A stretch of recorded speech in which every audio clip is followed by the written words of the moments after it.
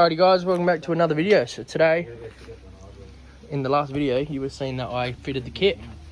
And yeah, today we've got it back. $500 later, 2 days turnaround, and they look pretty good. Obviously we haven't put them up against the car yet, briefly, but I'm gonna get good old Connor and Taylor to help me mount them, and Connor's gonna clean it, because he's a whiz at what he does.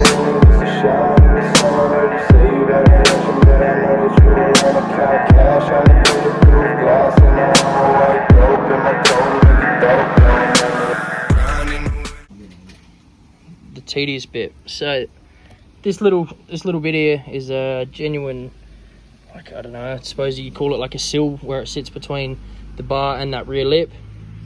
And these ball bags, trying to fit my side skirts, which is giving me severe OCD and anxiety.